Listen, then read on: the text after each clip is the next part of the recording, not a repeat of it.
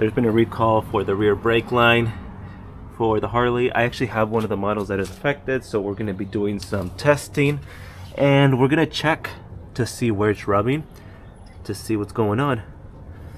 One of the first things I noticed is this, but I really don't think that's rubbing because this moves together with the whole bike. I'm going to move it up and down. So it should be fine there. I'm going to double check a few other things and then we'll find out to see where the problem is. As you all can see, I'm actually a little bit under the weather. I had to call out today because I didn't want to infect everyone at the office, so that's why I sound a little nasally. Or maybe you don't even notice the difference, and actually that's fine too. Alright, let's start taking things apart and follow the problem. Alright, I got the caddy loose so we can actually take a look.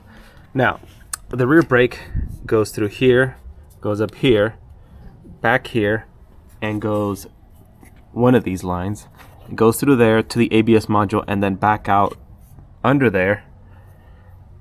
Down here, let me see if I can get a view. That one with the white stripe, that's where it goes down. Behind here, and it goes under there to this guy here. But they say that the real problem is this guy and here, but I don't see anywhere it might be rubbing, so I'm gonna put it back and then see what's touching.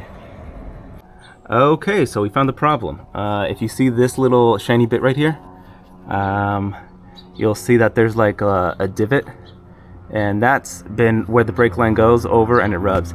So if we put it back here, let's put this back how it's supposed to go, and hopefully I get enough lighting so you guys can see. But basically that metal tab, I'm gonna let it sound. As it rubs, it goes up and down, micro vibrations, very normal. It's gonna rub behind the brake line and it's going to cause that divot there. One more thing I noticed while I was working on it, this is the line that's affected. So the one that is being rubbed away, and I put a little plastic tab there so you know which one. If I move this up and down,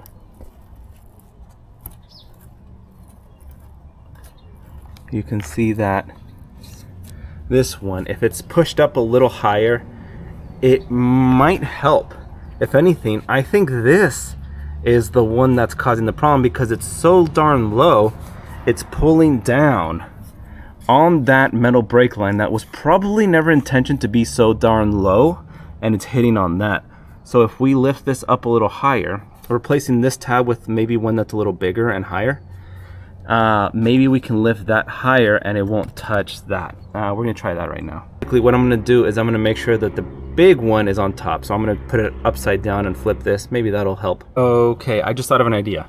You know how to make this longer is by squeezing it. If you squeeze this, you might be able to get more higher, and then it might not pull down on this and not cause the issue. Let's find out. So we kind of squished it to make it longer, so maybe it won't pull down on the brake line so much.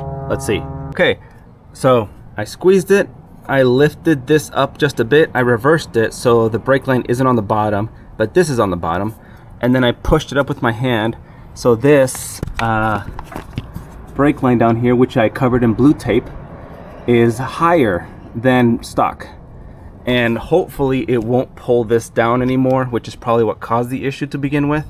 I think in original designs they probably didn't expect this to be pulled so down. As you can see, because it's being pulled, you're causing tension and you're bringing it down, and this just vibrates. It's only got 2 bolts and it's made of plastic, so obviously gonna vibrate. I put this painter tape here so I can keep track of it and then see if what I did temporarily fixed the issue. Obviously the real solution is to go to Harley and get the recall, but in the meantime, if you want to keep riding, just do this. Or don't do it. Please don't do what I say, because I am not a mechanic, I'm not an engineer, I'm not even a technician, I just work in IT.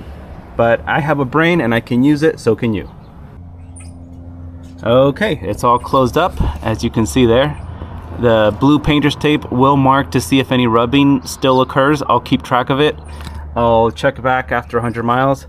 And we'll see if lifting this up a bit helps. There's no room there, so I might add a little bit of a gummy tape to have like a sandwich wedge to keep it away.